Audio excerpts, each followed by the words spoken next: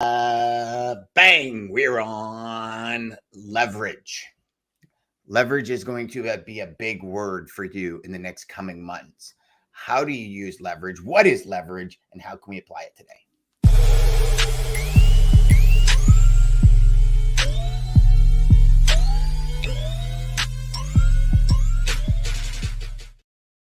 Ryan, I was just clearing the top, the little push notifications that come in at the top. It's Yeah. literally right over my StreamYard X, and I almost just totally X'd us out of this whole live cast. But I think you would have stayed on though. But then you just would have been sitting there like this going, Dan told the Yeah. Jeff. So what do you guys want to talk about today? You guys want to talk about Thanksgiving?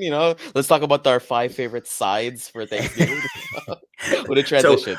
Well, that would be a good conversation. 5 favorite sides. What's your favorite side at Thanksgiving? Thanksgiving. You know what? I've been feeling Brussels sprouts lately, man. You roast some Brussels sprouts with a little bit of honey, some chili flakes, some garlic, some olive oil. You just they're not the steamed Brussels sprouts that As a were kid, made. Yeah, they're well, we Ryan. never had Brussels sprouts as a kid. So I did, Okay. and Christine did, and Christine has a great story I'll tell you one time about Brussels sprouts and her mom. But so when I was a kid, it was all steamed or boiled, right? And it was just like a pile of Ew. horribly tasting ick. And then during COVID, we were on that I think it was HelloFresh or what are those food meal delivery services, Yeah. right? Where we were like, okay, well, why not? We're not going to the grocery store as much, and it seems to be out of everything. So forget it, we'll just do it. And so it came with this like balsamic glazed chicken and Brussels sprouts. And I remember pulling them out of the bag. Christina and I looked at each other. We're like, are we really going to like put our kids through this pain of eating Brussels sprouts? So he said, you know what? We'll try it. And they had like this spice on it. And then they like, you flip it in olive oil and you throw this spice on, and you throw it in the oven. And they had it on like broil for like 6 minutes or something. Yeah. And they were awesome. Like I was like, man, I don't remember Brussels sprouts tasting like this. Like they were so good. So now we're a Brussels sprout family. Yeah, no, you know what? Funny enough, when I went to Vancouver earlier last month and I stayed with my wife's cousin. He is a very healthy guy, so he's more of a ketogenic kind of guy, and he made ground bison and he made Brussels sprouts. So there's me who's never had Brussels sprouts before in my life because Have you ever had bison? I've had bison before. Oh, Bison. It's yeah, bison's pretty straight. Yeah, it's a good gamey meat. So I had the Brussels sprouts. So I was like, is there seconds? I didn't go for the seconds, but I'm like, holy crap, this is good. So I got the recipe. And then for Canadian Thanksgiving, I made it and it was a big hit. And I was like, this is amazing. So there's so many ways you can go with it. Chop up some bacon, pop it in. But yeah, Brussels sprouts. Brussels sprouts on top. How do you make anything better? You add bacon to it. 100%. 100%. Well, let's talk about leverage, my man. Leverage. So I got this from the almanac of Naval Ravikant that we were talking about. And he the best. I mean, it is unbelievable. I'm not even done yet because I just keep rewinding things saying I must have missed something. I think I missed 3 words. I got to go back. But I mean, I'm finding it really cool. So he talks a lot about leverage and what is leverage. So he says, like, here's the thing. You have 3 keys to creating a fortune, to amassing whatever you call a fortune. And he talks about things like personal freedom, being free from having to pack your schedule because you need to get so much done in a day in order to make ends, all this stuff. And he talks about knowledge, accountability, and leverage. And I think the leverage part for us, Ryan, is one of the biggest parts because he says every fortune requires leverage. And when I look at it in logistics sales, I look at it and say, for starters, what is our niche? What are we really good at? Because if we're really good at something, we can leverage what we do in there to get more clients, right? It's like anything.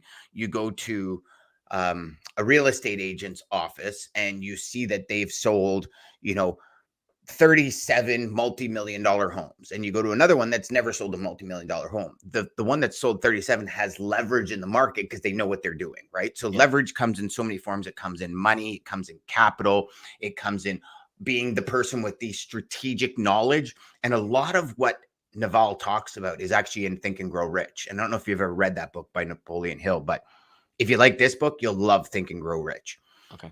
because he talks about it, right? Specific strategic knowledge creates leverage. And I know we tend to go back to this topic, but more and more that I'm speaking to more and more people in logistics and people that I'm bringing in as students, um, that leverage piece, that specific knowledge piece, just doesn't seem to be there, Ryan. You No. know, like you love the pet food industry, and you Yeah. love everything to do with the pet food industry or pet industry. So you have leverage in that industry because you understand it, right? And leverage is understanding. Leverage is having the ability, um, to be able to go back on past and present things that have happened in that industry to help give you that advantage over somebody that's just calling and saying, "Hey, I got trucks in your area." You Yeah. know what I mean? Yeah, I agree 100%. And as you're talking, Dan, I think there's two parts of leverage that I look at. I look at educational leverage. So taking that time to do the education, like read about what's going on and Yeah. watch these shows and DAT. And then I think there's leverage in doing, right? By getting the Yes. experience, right? Let's say somebody's making 20 cold calls a day. The person who's doing 60 cold calls a day, statistically, they're going to be further ahead. And I want to say their loop, their confirmation loop is a lot smaller because they're experienced by doing it. So I think leverage itself, and when I look at everything, I love that you brought up the real estate thing, because you can even get leverage. Because a lot of people watching out here, they're like, how do I get leverage as a completely brand new broker or a brand new asset person? I'm completely brand new to the industry. Well, like we said, we can go through that educational loop, figure that out, talk to people who've been there to give you that, get a mentor, have that blueprint like you mentioned with your students. They're looking to you to be that mentor, to that be that coach. But I think, everything in life is leverage, man. Like, look at us yesterday. We hung out yesterday, we met for coffee and like, hey, what do you want to go eat? Okay, sushi, done. There was the leverage, right? And I think in negotiation You and had me at sales, Sue. You didn't even yeah. get to she. You had me at Sue. I Well, was like, "Yep, man." well, oh, if I had you at Sue, then I should got my lawyer. Yeah. But I think that there is so much leverage, and I love that we're having this conversation right now, Dan, because I'm actually in the process of selling one of our old, I'm not going to say our old cars, it was our previously leased cars. And I'm going through the process. Like, I'm getting so many messages from posting everything, and I'm using the leverage. Well, this dealership offered me this. Where Yes. do you want to chat? And move it up there so I can get exactly what I want. And I Yeah. love that you said that from there, because when we use leverage, it's something that we want. It's Yeah. something that we want to have. And I don't think anybody should feel guilty about using leverage. I hate the negative connotation sometimes, Dan. It's like, oh, he pulled out the jack card or he leveraged me into this. And I, Yes. I want to bring the positive light. And I think that's what today's episode is about, bringing that, shining that light. That leverage is a great thing. And if you have it, Mhm. use it. Yeah. You know, Ryan, I agree with that 1,000%. Leverage, I mean, listen, don't get me wrong, leverage can be used as a very negative thing, but we want to look at the positive. So yesterday in listening to this book, one of the things he talked about, and he kept coming back to it, and I think it's so critical. He used Warren Buffett. He says, Hmm. so think of Warren Buffett. And if somebody's looking to validate an investment, if somebody's looking to close a deal, he goes, like, it's, there's always that middleman in the deal. And somebody that or that you can connect with might have the leverage to close that deal that you don't. He goes, look at it like this. You're trying to sell a deal. You enlist Warren Buffett to say, hey, listen, this is the deal. I'm trying to sell it. Can you be the middleman? And if he agrees, you've got all the leverage in the world right away. Yep. Because Warren Buffett is known for his good deals. Now, don't get me wrong, Warren Buffett made some bad deals before. He's invested in bad stocks, but you hear about his good deals. So you take that process and you say, who is my Warren Buffett in logistics? Yeah. Am I the Warren Buffett? Can I enlist a supplier to be the Warren Buffett? And what I mean by that is, hey, Mr. and Mrs. Prospect, I've got 3, 4 trucks a week in your area. If you want, what I'll do is I'll get the driver to stop by every day at 10 a.m. so you can see I'm actually in your area, knock on your door, say hello, and bring you a coffee. Now, if you have the relationship, you can leverage that driver being in that area at that specific time to create leverage with your customer or with your prospect that you're hoping to be a customer, right? There's so many ways in this industry that we can create that leverage and really help ourselves propel our careers into the future, and once you get that, and once you get that name, like I remember a gentleman that I worked with, um probably the second highest producer I've ever met in my life, Mhm. and his leverage was the grocery industry. His leverage was the fact that he had so many customers in a single kind of geographical area. He was consolidating and running LTL as if it was truckload. So Yeah. he had that leverage of time. He had that leverage of like 100% accountability of where the truck was, never any late pickups. Like, because he's built his business in this like impenetrable walls, and all of it created leverage. So Mhm. when he would call any customer and say, hey, listen, talk to this person, this person, this person. So what he did is he mentioned his Warren Buffett's to his prospects. They knew who they were. A lot of these people are connected with each other. Let's call a spade a spade. It is Yep. a very small industry. And not only that, so then all of a sudden, one phone call later, like, yeah, this is the guy to go to.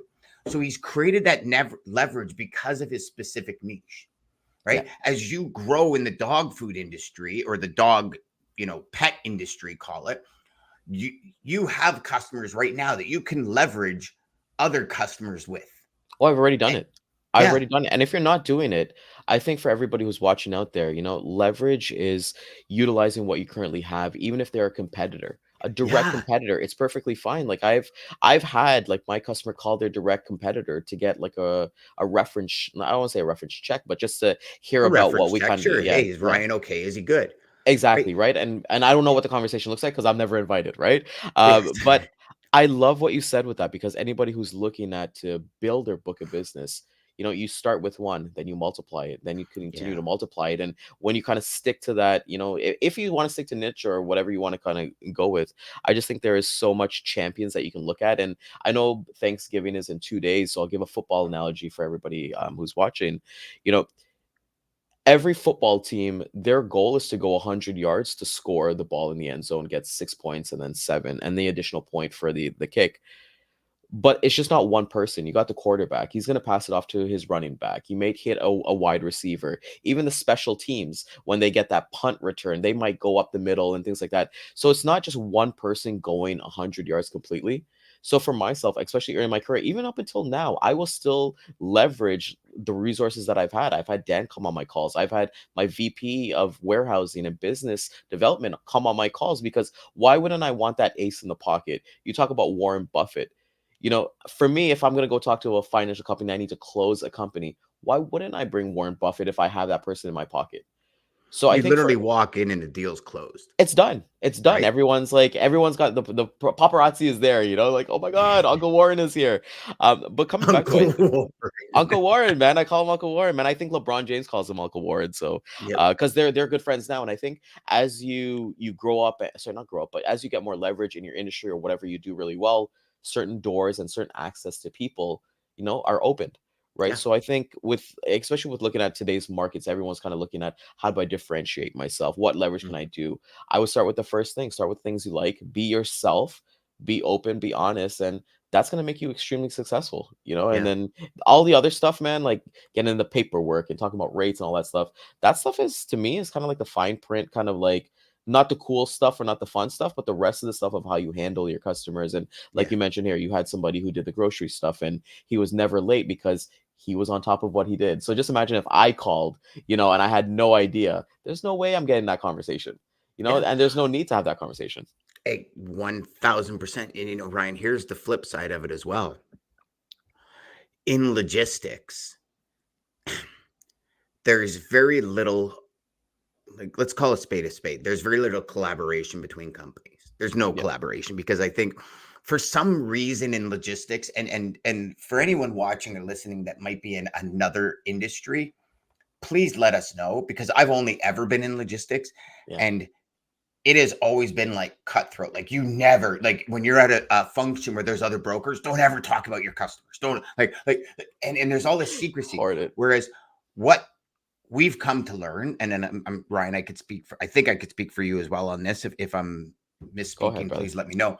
But we're literally, everyone else is in collaboration and we're in competition. Yeah. And it's stupid. Like, you see all the time. Ryan said it perfectly like 4 minutes ago, where he said, like, your customers, and you're talking about competitors. That's not competition for them. They talk to each other in the background when you don't see. It's Yeah. 100%. Like, I know people high up at Pepsi and Coke both talk to each other. Rogers Like, and it's Bell, just they what it own a is. sports team, you know? Rogers Yeah. and Bell, the 2 biggest competitors, they Yeah. own a sports team, and I think, I read a quote a couple weeks ago, and I said this on the show too, but it's just like the p the small minds thinks that everyone's in competition, but at the top, it's really about collaboration. Yes, you did. You actually said, I think it was last week you said that. Yeah, I think Yes. I saw, and I saw that, and it really resonated with me because I thought to myself, like, why am I trying to be in competitive? Like, even real estate, I have a couple. Everybody has a real estate agent. Let's call it spade a spade. Their uncle, their cousin, their aunt, somebody they know in their family is a real estate agent. And one of my good friends, Vic, we started talking, and he showed us some houses and stuff like that. And you know, there's listing agents that you would technically think that are, when they get a listing, that this is mine, I got to sell it myself. There's more collaboration in that. If Vic can come in here and help that house get sold, they split the commission. There's nothing wrong with that. It's better a Yeah. house sold than a house that sits on the market forever and then Yeah. they go through different agents, right? And I think now it's getting a little bit better. I'll be full transparent in saying this, Dan. I still don't really like, if it's like a brand new person or a brand new competitor or somebody I really don't know. I kinda keep quiet and I kinda observe a little bit more rather than kinda being that person of like, "Hey, I've closed this, I've closed that, I have," like, because I feel like in sales, you get that little macho and let them speak, right? I'd rather Yeah. observe in the back and then operate. That's why I call myself the logistics monk, do that meditation, stuff like that, but I think, I'm seeing a lot more collaboration, especially with trucking companies. Hmm. When I did a speech a couple weeks ago, and I'm excited. I'm excited for what this is going to bring because I'm seeing a lot of new faces with the old faces and coming together. So I think we're in a good spot, man. I really hope the industry turns, and, you know, I mean, Ryan, the trillions of dollars that's in logistics, there's a piece of the pie for everyone. And, for me, it took me a while in my career to realize that, but when I did realize that, everything changed. Yeah, Like, everything changed, and I just sat there and went, "Wow, like, yeah, this is the industry where collaboration rules." yeah, And when you stop and think about it, that's when everything changes. When you stop and realize that, you know what? How do and I mean, I've seen secrecy amongst people in companies because yeah, they're worried that if that person quits, they're going to know my customers and come after my customers. And it's just like guys, leverage, and gals, sorry, apologize. Leverage what you have, leverage your team, leverage your suppliers, leverage your contacts, leverage your managers, leverage everyone.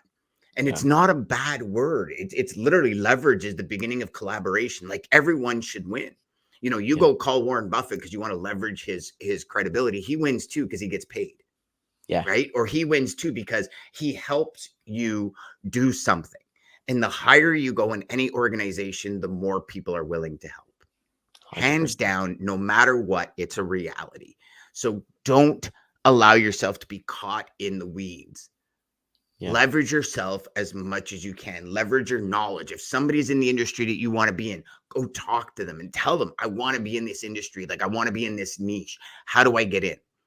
And if they're yeah. not willing to talk to you, then they don't believe in leverage. They believe they think they're thinking very Small-minded. small minded, very limited.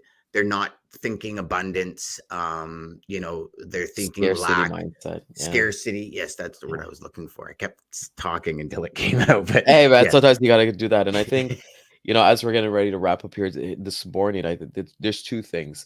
yes, leverage, but don't be somebody who's always a taker. Give. Yes. Give if you're gonna ask for somebody's time.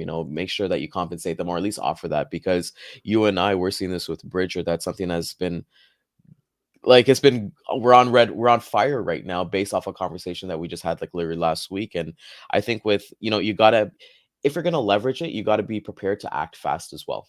You Mhm. gotta be prepared to move, not saying, hey, I'll start this in the morning, I'll go with that. And I think Yep. with everything that we look in logistics, like you said, everybody wants to help each other. You just gotta Yeah. ask, and closed Well, mouths I don't mean, get look at fed. what we've just been through, right? So full transparency to everybody. Ryan had a meeting last week, which has turned into like hyperdrive on our information. Yesterday, we get another call saying, "Hey, listen, I spoke to somebody. Call this person. They'll have a lot of information for you. Tell them I sent it to you." So last night we emailed them as we were talking 4 minutes ago. Just got an email back saying, "Yeah, he told me you were calling, man. I'm ready to talk anytime you're ready." That's leverage because I mean, it is like say that mention that you work with me or mention I told you to call. That's a form of leverage. Everything is a form of leverage. Like, even I'll give you a perfect example, right? Last week when we talked about Plusmark and we talked about, hey, we got to call those customers you deal with. Yeah. The fact that I knew Doug Derryberry, the fact that I spoke very highly of him gave me leverage. This man was instrumental in this company and everybody still knows about him. So it's like that was immediate leverage for the person to the walls to come down and have that conversation. Is anything going to come out about it? I don't know. But the conversation was great because I used that leverage. Not a Yeah. bad thing. It was actually like, oh my God, I'm so excited to like what's going on. And this is what I did last time, and this is how I did, and just leverage. And how can you gain that leverage? And I'll give you one more before we head out. Leverage is also enthusiasm. Mm, Right? When I contacted F1 for that cleaner, I didn't have any leverage in that industry, but I used the product. And my enthusiasm of the product gave me that leverage. Same thing with Chad when he sent that email out about, and he sent the before and after pictures to that supplement company. That was huge leverage. That was yeah. massive leverage for what he was looking to do. So, guys, leverage isn't in people, it's in enthusiasm, it's in use of the product, it's in belief of the product. Remember that. There we go.